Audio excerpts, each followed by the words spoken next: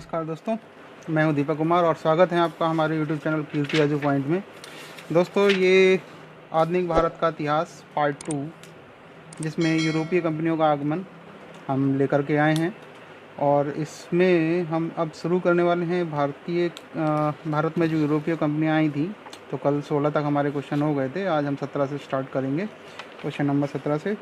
तो बिना देर किए हुए हम स्टार्ट करते हैं। भारत में यूरोपीय कंपनियों का आगमन। तो हमारे चैनल को सब्सक्राइब कीजिए, लाइक कीजिए और साथ ही अपने फ्रेंड्स के साथ भी शेयर कीजिए, जिससे आपको अपडेट्स मिलती रहें। तो चलिए शुरू करते हैं हम आज के क्वेश्चन के साथ।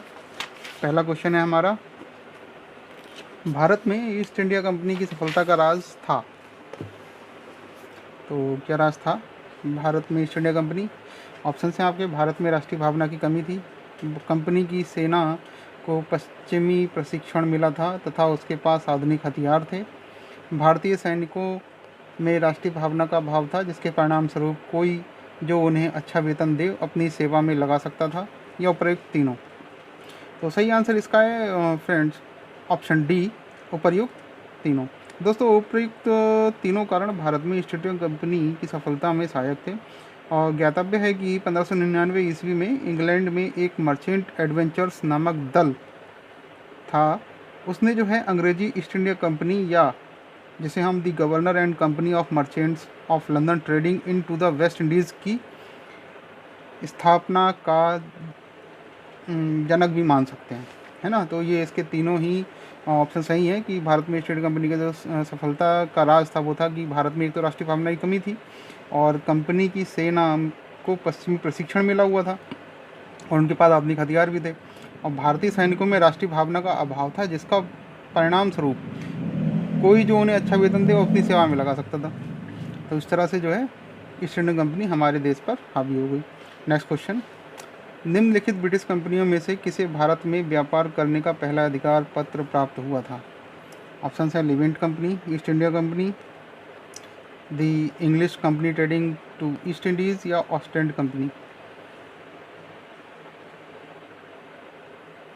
तो सही आंसर आपका हो जाएगा इसमें ऑप्शन बी, लिवेंट कंपनी। ठीक है। तो लिवेंट कंपनी जो थी 1593 ईस्वी में स्थल मार्ग से भारत में व्यापार करने का अधिकार पत्र प्राप्त हुआ था और ये 31 दिसंबर 1600 को महारानी एलिजाबेथ प्रथम ने the governor and company of merchants of London trading in to the East Indies को समुद्री मार्ग से ईस्ट इंडीज़ के साथ व्यापार करने का पहला अधिकार पत्र प्रदान किया था। तो 1702 ईस्वी में इसने न्यू कंपनी तथा महारानी एनी के साथ मिलकर एक त्रिपक्षीय इकरारनामा किया, जिसके तहत पुरानी कंपनी 7 साल के भीतर खुद को बंद कर देगी। ये एक इकरारनामा था। और 1709 ईस्वी में दो कंपनियों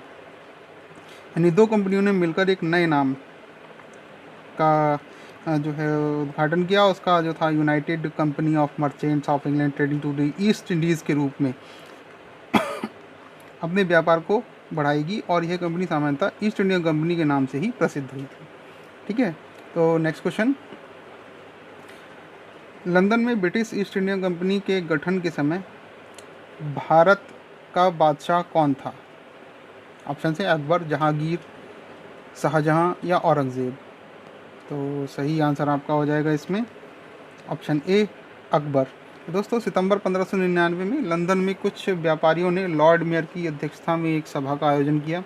इसमें पूर्वी द्वीप समूह के साथ व्यापार करने की योजनाएं तैयार की गईं। इन व्यापारियों ने पूर्व के देशों के साथ व्यापार करने के आशय से 1599 ईस्वी में एक कंपनी का गठन किया। इसका नाम governor and company of merchants of London trading in to the East Indies रखा गया। बहुत लंबा नाम है, बोलने में भी काफ़ी दिक्कत हो रही है ना। तो ध्यान रखिएगा।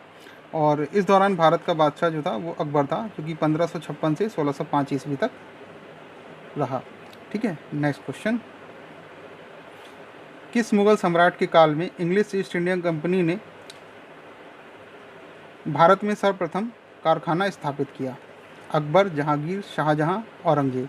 तो सही आंसर है आपका ऑप्शन बी, जहांगीर। तो जहांगीर के शासनकाल में ईस्ट इंडिया कंपनी ने सर्वप्रथम 1611 में मुसूलीपट्टनम या मछलीपट्टनम में एक अस्थाई कारखाना स्थापित किया।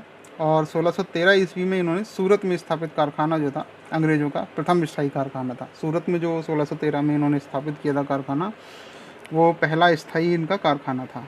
नेक्स्ट क्वेश्चन, भारत में 1613 ईस्वी में अंग्रेज़ों ने अपनी पहली फैक्ट्री कहाँ स्थापित की? ऑप्शन है गोवा, बंगाल में, हुगली में, आरकोट या सूरत। तो सही आंसर है आपका, जो अभी अभी उसमें डिस्क्रिप्शन में मैंने पहले वाले क्वेश्चन बताया था कि जो 1613 ईस्वी में जो इन्होंने अपना पहला कारखाना जो स्थायी कारखाना था वो सूरत में स्थापित किया था, यानी कि इसका ऑप्शन हमारा डी सही हो जाएगा। तो कैप्टन हॉकिंस जो थे, विलियम हॉकिंस, सूरत से मुग़ल दरबार 1608 ईस्वी में पहुँचे, लेकिन सूरत में फैक्ट्री की स्थापना की अनुमति पाने में ये सफल नहीं हो सके। जब 1611 ईस्वी में पुर्तगालियों के विरोध के बावजूद कैप्टन मिडल्टन सूरत के समीप स्वाली पहुंचा और मुग़ल गवर्नर से वहां व्यापार करने की अनुमति पाने में सफल हो गया, तब जाकर के वहाँ पे ये स्थापना की जो है नींव पड़ी। तब कैप्टन थॉमस बेस्ट द्वारा सूरत के बंदरगाह की विजय ने पुर्तगाली एकाधिकार की निरंतरता को भंग किया तथा अंग्रेज़ों ने सूरत में 1613 में स्थायी रूप से एक फैक्ट्री स्थापित की। यहाँ से अंग्रेज़ों ने अपने व्यापार को देश के दूसरे भागों में फैलाया और साथ ही अहमदाबाद, बुरहानपुर, अजमेर, आगरा में सहयोगी फैक्ट्रियाँ भी स्थापित कर दी। ठीक है, आशा करता हूँ क्लियर हो गई होंगी चीज़ें, और क्लियर ना हुई हो तो दोबारा वीडियो से सुन लीजिएगा। ठीक है, समय कम है और सिलेबस बहुत ज़्यादा है, इसलिए आगे बढ़ते हैं। नेक्स्ट क्वेश्चन, निम्नलिखित में से अंग्रेज अधिकारी ने पुर्तगालियों को स्वाली के स्थान पर हराया था?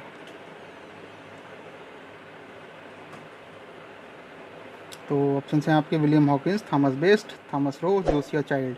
तो सही आंसर आपका हो जाएगा ऑप्शन बी, थॉमस बेस्ट। ठीक है, next question, east India company के प्रारंभिक दौर में वेस्टर्न प्रेसिडेंसी कहाँ थी? तो ऑप्शन हैं सूरत, सतारा, बॉम्बे, पणजी। तो सही आंसर है आपका, वेस्टर्न प्रेसिडेंसी जो थी ईस्ट इंडिया कंपनी के प्रारंभिक दौर में वो सूरत में स्थापित थी। तो ईस्ट इंडिया कंपनी ने आरंभ में सूरत को प्रेसिडेंसी बनाया हुआ था और बाद में ये बॉम्बे स्थानांतरित कर दी गई थी। क्वेश्चन ऐसे ही पूछा जा सकता है कि प्रारंभिक दौर में प्रेसिडेंसी सूरत में थी, बाद में इसको कहाँ स्थानांतरित किया गया, तो वो बम्बई। ठीक है, next question, British east India company ने बम्बई किससे लिया था? मोस्ट इंपॉर्टेंट क्वेश्चन है, उत्तराखंड PCS 2010 में पूछा गया है। तो ऑप्शन हैं आपके डचों से, फ्रांसीसियों से, डेनिशों से, पुर्तगालियों से। तो सही आंसर है आपका, जो ब्रिटिश ईस्ट इंडिया कंपनी ने बम्बई लिया था वो पुर्तगालियों से लिया था, यानी ऑप्शन डी इसका सही हो जाएगा। तो ब्रिटिश ईस्ट इंडिया कंपनी ने बम्बई पुर्तगालियों से लिया था और 1661 ईस्वी में इंग्लैंड के सम्राट चार्ल्स द्वितीय का विवाह पुर्तगाल की राजकुमारी कैथरीन से होने पर चार्ल्स को पुर्तगालियों द्वारा बम्बई उपहार स्वरूप प्रदान किया गया था, जिसे उन्होंने 10 पाउंड वार्षिक किराए पर 1668 ईस्वी में ब्रिटिश ईस्ट इंडिया कंपनी को दे दिया था। ठीक है, next question, east Indian company के किस अंग्रेज गवर्नर को औरंगजेब द्वारा भारत से निष्कासित किया गया? ऑप्शन है Aungier, sir John Child, sir John Gayer, sir Nicholas Waite. तो सही आंसर है आपका option B, sir John Child. तो बम्बई के जो अंग्रेज गवर्नर थे सर जॉन चाइल्ड, 1688 ईस्वी में बम्बई और पश्चिमी समुद्र तट के मुगल बंदरगाहों को इन्होंने घेर डाला और मक्का जाने वाले हज यात्रियों को बंदी बनाने का प्रयास भी किया। फलस्वरूप उसे औरंगजेब ने भारत से निष्कासित करने का आदेश दिया और मुगल शासक औरंगजेब के सामने उसे विवश होना पड़ा और उसे माफ़ी भी मांगनी पड़ी। ठीक है, नेक्स्ट क्वेश्चन, निम्नलिखित में से प्रथम कर्नाटक युद्ध का कौन सा तात्कालिक कारण था? ऑप्शन हैं अंग्रेज और फ्रांसीसियों के बीच प्रतिद्वंद्विता, ऑस्ट्रिया की राजगद्दी की जंग, कर्नाटक की राजगद्दी का मसला, अंग्रेज़ों द्वारा फ्रांसीसियों के जहाज़ों का अधिग्रहण। तो सही आंसर है आपका ऑप्शन डी, अंग्रेज़ों द्वारा फ्रांसीसी जहाज़ों का अधिग्रहण। BPSC 2000 में पूछा गया है और प्रथम कर्नाटक युद्ध जो था वो 1746 से 1748 के बीच हुआ। ऑस्ट्रिया के उत्तराधिकार युद्ध में जो 1740 ईस्वी में आरंभ हुआ था का विस्तार मात्र था। गृह सरकारों की आज्ञा के विरुद्ध ही दोनों दलों ने 1746 ईस्वी में युद्ध प्रारंभ हो गया। अंग्रेज कैप्टन बर्नेट के नेतृत्व में अंग्रेजी सेना द्वारा कुछ फ्रांसीसी जहाज़ों पर अधिकार कर लेना युद्ध का तात्कालिक कारण था। तो यानी कि अंग्रेज़ों ने जो था वो फ्रांसीसी जहाज़ों पर कब्ज़ा कर लिया था कैप्टन बर्नेट के नेतृत्व में, जिसकी वजह से कर्नाटक का प्रथम युद्ध प्रारंभ हुआ। नेक्स्ट क्वेश्चन,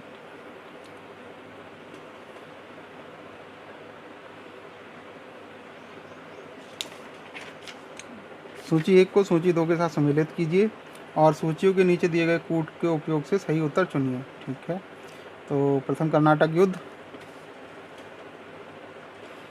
तो सही आंसर आपको इसमें ढूंढना है, कौन सा सही सम्मिलित होगा। बहुत इंपॉर्टेंट क्वेश्चन है, यूपीपीसीएस प्री 2016 में ये पूछा गया है। तो इसका ऑप्शन जो है वो सी सही हो जाएगा, यानी कि प्रथम कर्नाटक युद्ध एक्सला चैपल की संधि से अंत हुआ। ठीक है, तृतीय कर्नाटक युद्ध का जो समापन था वो पेरिस की संधि से अंत हुआ। और द्वितीय कर्नाटक युद्ध जो था वो अनिर्णायक युद्ध था, द्वितीय कर्नाटक युद्ध में कोई निर्णय नहीं हो सका। और प्रथम मैसूर युद्ध जो है वो ब्रिटिश की हार से खत्म हुआ।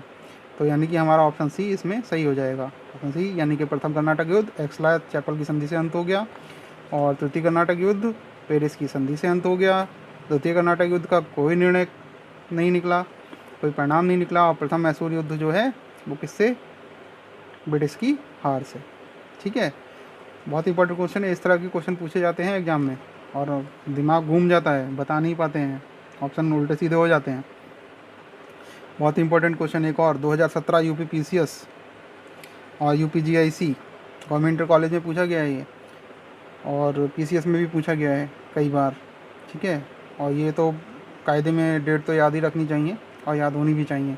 चलिए, निम्नलिखित में से कौन सा एक सही सुमेलित नहीं है, ढूंढना है इसमें कौन सा एक सही सुमेलित नहीं है। तो ऑप्शन इसमें आपका ऑप्शन बी जो है वो सही हो जाएगा। कर्नाटक का प्रथम युद्ध जो है 1746-48 में हुआ था, अभी पहले बताया जा चुका है। और कर्नाटक का द्वितीय युद्ध जो है वो 1749 और 54 में हुआ था, 1749 से 54 के बीच में। ठीक है, 1750 नहीं, 1749 से 54 के बीच में, बाकी सभी तो सम्मिलित हैं ही। तो कर्नाटक का तृतीय युद्ध 1758 से 63 के बीच हुआ, और पानीपत का तृतीय युद्ध 1761 में स्टार्ट हुआ। तो ये है आपके, यानी कि ऑप्शन बी इसका सही आंसर हो जाएगा। याद रखिएगा, कर्नाटक का द्वितीय युद्ध 1749 से 1754 के मध्य हुआ। ठीक है, नेक्स्ट क्वेश्चन, निम्नलिखित में से कौन सा प्रथम यूरोपियन व्यक्ति था जिसने भू क्षेत्र अर्जित करने के उद्देश्य से भारतीय राजाओं के झगड़ों में भाग लेने की नीति आरंभ की। तो सही आंसर है आपका डुप्ले। डुप्ले ने पहली बार वे हथकंडे प्रयोग करे थे जो भारत को जीतने के लिए अंग्रेजों के मार्गदर्शक बने, और डुप्ले पहला यूरोपियन था जिसने भू क्षेत्र अर्जित करने के उद्देश्य से भारतीय राजाओं के झगड़ों में भाग लेने की नीति आरंभ की। यह डुप्ले ही था जिसने पहली बार यूरोपीय सेना को भारतीय राजदरबारों में भारतीय व्यय पर नियुक्त करवाया, जिसने पहली बार यूरोपीय हितों के लिए भारतीय राजनीति में हस्तक्षेप किया और भारत में यूरोपीय साम्राज्य की नींव रखी। उसके बारे में जीवी मालेशन ने लिखा है कि उसकी योजनाओं का प्रभाव उसके जाने के पश्चात भी रहा, और वह भूमि जिसे उसने अपनी सूझबूझ से जोता और उर्वर बनाया, वह क्षमता जो उसने दर्शाई उसके लौटने के तुरंत पश्चात उसके प्रतिद्वंदियों ने उपयोग की और उससे अत्यधिक लाभ उठाया। ठीक है, नेक्स्ट क्वेश्चन,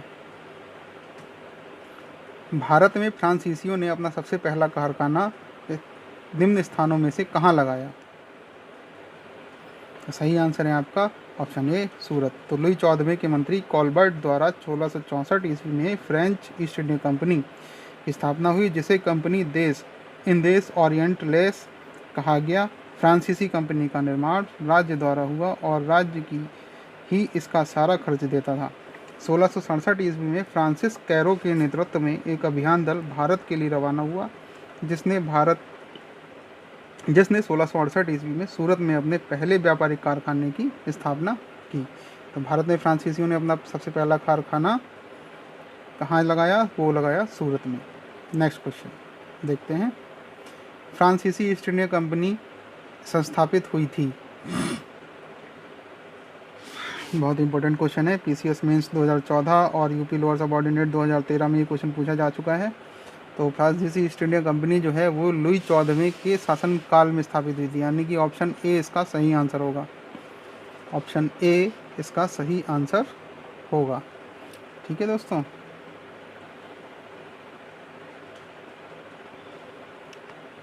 नेक्स्ट क्वेश्चन। निम्नलिखित में से किसे भारत में फ्रांसीसी कंपनी का संस्थापक माना जाता है? तो ऑप्शन है रिसलू, मजारे, कॉल्बर्ट या फ्रैंको मार्टिन। तो सही आंसर है आपका ऑप्शन सी, कॉल्बर्ट। ठीक है, नेक्स्ट क्वेश्चन।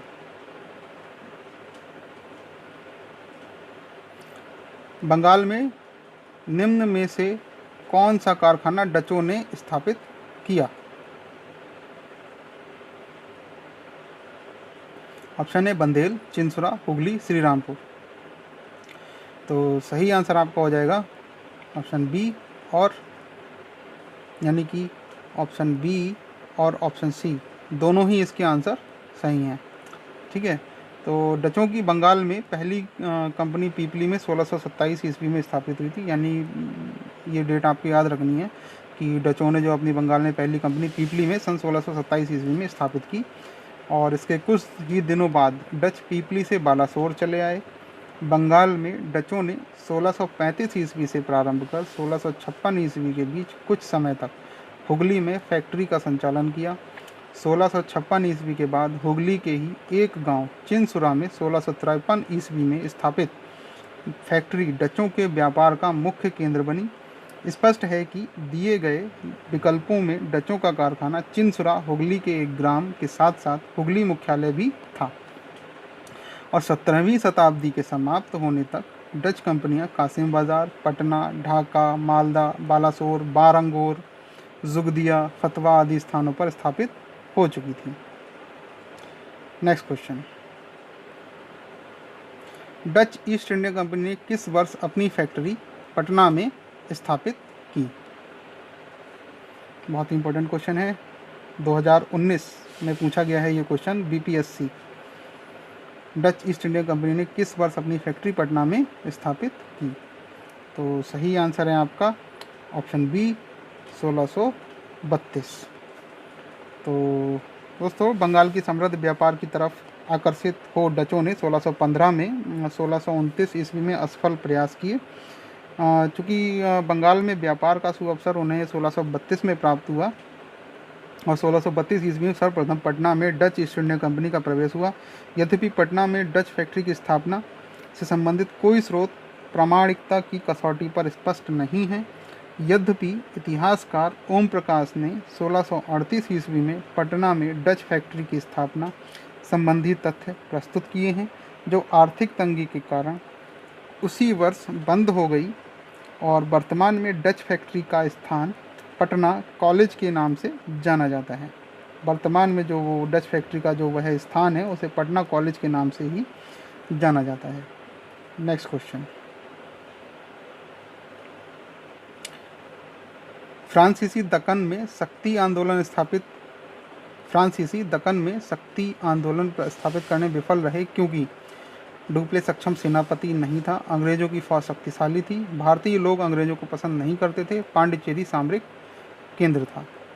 तो सही आंसर आपका इसका हो जाएगा फ्रेंड्स ऑप्शन बी, अंग्रेजों की फौज शक्तिशाली थी। तो फ्रांसीसियों की पराजय का एक मुख्य कारण उनकी कमज़ोर नौसेना थी, और वाल्टियर के अनुसार ऑस्ट्रिया के उत्तराधिकार युद्ध के समय फ्रांस की जल शक्ति का इतना ह्रास हुआ कि सप्तवर्षीय युद्ध के समय उनके पास एक भी जलपोत नहीं था। दूसरी ओर अंग्रेजों के पास एक शक्तिशाली सेना थी। ठीक है, नेक्स्ट क्वेश्चन। निम्न यूरोपीय शक्तियों ने भारतीय व्यापार में समय समय पर प्रवेश किया। तो निम्न कूट से उनके प्रवेश का सही तिथिक्रम लगाइए। बहुत इंपॉर्टेंट क्वेश्चन है, कालानुक्रम में पूछ लिया जाता है लाइन से लगाने के लिए, पहले कौन आया, इस तरह से पूछ लिया जाता है। तो इसमें आपको बताना है कि सबसे पहले क्या आए। तो सही आंसर है आपका इसमें ऑप्शन बी 4213, यानी कि इसका ऑप्शन बी सही हो जाएगा। तो सबसे पहले कौन आए? पुर्तगाली आए, पुर्तगाली के बाद आए डच के बाद आए अंग्रेज़ के बाद डेन, और डेन के बाद फ्रांसीसी। ये सही आंसर होगा। तो क्या होगा? सबसे पहले पुर्तगाली, फिर डच, फिर अंग्रेज़, फिर डेन, उसके बाद फ्रांसीसी। ठीक है, नेक्स्ट क्वेश्चन। सूची 1 को सूची 2 के साथ सम्मिलित कीजिए तथा सूचियों के अंत में दिए गए सही उत्तर चुनिए।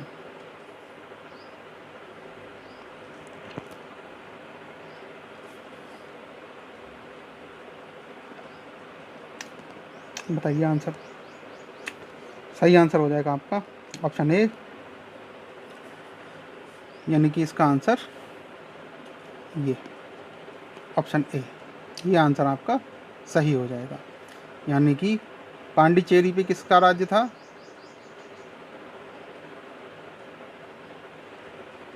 फ्रेंच का। A2 है ना? हाँ, पांडिचेरी पे राज्य था फ्रेंच का, और गोवा पे राज था पुर्तगाली का, और ट्रान के बार पे राज्य था डेनिस का, और सद्रास पे राज्य था डच का। ठीक है, ये याद रखना है, बहुत इंपॉर्टेंट क्वेश्चन है। उस क्षेत्र की पहचान करें जहाँ से यूरोप वासियों को सर्वोत्तम शोरा और अफीम प्राप्त होता था। शोरा और अफीम जहाँ से सबसे ज़्यादा प्राप्त होता था, वो बताना है। ऑप्शन है आपके बिहार, गुजरात, बंगाल या मद्रास। तो सही आंसर है आपका ऑप्शन ए, बिहार। तो यूरोप वासियों को सर्वप्रथम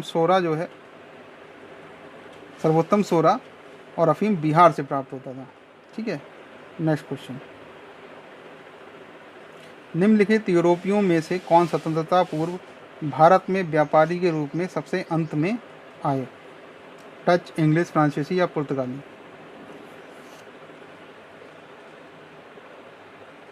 तो स्वतंत्रता पूर्व भारत में सबसे अंत में कौन आए? वो थे फ्रांसीसी, यानी कि ऑप्शन सी इसका सही हो जाएगा। तो 16वीं-17वीं शताब्दी में यूरोप के अनेक राष्ट्रों के व्यापारी समय समय पर व्यापार के उद्देश्य से भारत में आए। इन यूरोपियों में सबसे पहले 1498 ईस्वी में पुर्तगाली, 1605 ईस्वी में डच, 1608 ईस्वी में अंग्रेज तथा 1664 ईस्वी में फ्रांसीसियों का आगमन हुआ। इस प्रकार उपर्युक्त विकल्पों में भारत आने वाले व्यापारियों में सबसे अंत में फ्रांसीसियों का आगमन हुआ। ठीक है, नेक्स्ट क्वेश्चन। निम्नलिखित में से किन स्थानों पर डचों ने अपने व्यापारिक अड्डे स्थापित किए? तो आपका सही आंसर हो जाएगा इसमें ऑप्शन डी, उपरोक्त सभी, यानी कि सभी जगह डचों ने अपने व्यापारिक अड्डे स्थापित किए थे। भारत में डचों द्वारा स्थापित जो प्रमुख व्यापारिक केंद्र थे वो थे नागपट्टनम, चिंसुरा, मछलीपट्टनम, सूरत, भरूच, आगरा, कोचीन, अहमदाबाद और पटना, यानी कि ये सभी आंसर इसके सही हो जाएंगे। ठीक है, नेक्स्ट क्वेश्चन। निम्नलिखित पर विचार कीजिए, करिए भाई विचार। क्या है? बहुत इंपॉर्टेंट क्वेश्चन है। यूपीएससी यानी आईएएस प्री 2012 में ये क्वेश्चन पूछा गया है। मृदा के स्वरूप तथा उपज के गुणों के आधार पर भूमि राजस्व का मूल्यांकन, युद्ध में चलती फिरती तोपों का उपयोग, तंबाकू और लाल मिर्च की खेती, उपयुक्त में से कौन सा या से अंग्रेजों की भारत की देन थी? सही आंसर है इसका आपका ऑप्शन डी, इसमें से कुछ भी अंग्रेजों की देन नहीं था। मृदा के स्वरूप और उपज के गुणों के आधार पर भूमि राजस्व का मूल्यांकन अंग्रेजों से पूर्व शेर शाह सूरी और अकबर के द्वारा किया जा चुका है। याद रखना, अंग्रेजों से पहले किसने किया? शेर शाह सूरी और अकबर ने। और भारत में तंबाकू और लाल मिर्च की खेती पुर्तगालियों की देन थी। तंबाकू और लाल मिर्च पुर्तगालियों की देन है। चलती फिरती तोपों का प्रचलन मुगल काल में ही था। और अकबर के आयुध निर्माण कारखाने में तमाम प्रकार की छोटी बड़ी तोपें तैयार की जाती थी। ठीक है, इस तरह से इसमें से कोई भी देन जो है वो अंग्रेज़ों की नहीं थी। नेक्स्ट क्वेश्चन,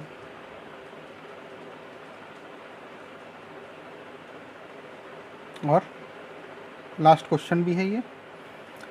किसने ईस्ट इंडिया कंपनी के बारे में यह घोषणा की कि कंपनी एक असंगति है, परंतु यह उस व्यवस्था का भाग है जहां सब कुछ ही असंगत है? तो सही आंसर है ऑप्शन बी, JB मैकाले। तो लॉर्ड मैकाले ब्रिटेन का राजनीतिक कवि और इतिहासकार थे और 1834 से लेकर 1838 ईस्वी तक भारत की सुप्रीम काउंसिल में लॉ मेंबर और लॉ कमीशन के प्रधान रहे और प्रसिद्ध दंड विधान ग्रंथ दी इंडियन पिनल कोड की पांडुलिपि इन्होंने ही तैयार की थी। अगर पूछा जाए कि द इंडियन पिनल कोड की पांडुलिपि किसने तैयार की, तो ये थे Lord Macaulay.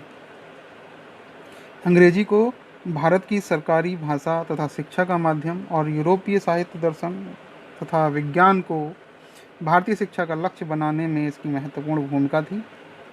East India company की नीतियों पर टिप्पणी करते हुए मैकाले ने कहा था कि कंपनी एक असंगति है, परंतु यह उस व्यवस्था का भाग है जहां सब कुछ ही असंगत है।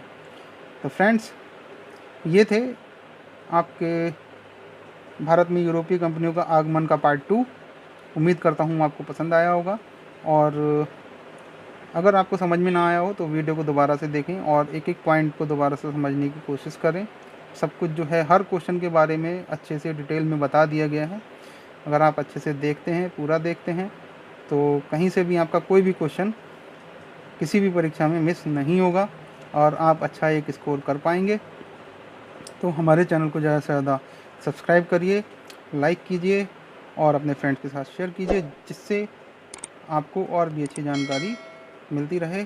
साथ ही हम आपके लिए करंट अफेयर्स के पार्ट भी लेकर के आने वाले हैं। कुछ पार्ट्स हमने पहले डाल रखे हैं और साथ ही जो वर्तमान में जो भी वैकेंसीज़ आएंगी उनके बारे में भी हम बीच बीच में यहाँ डिस्कशन करते रहेंगे।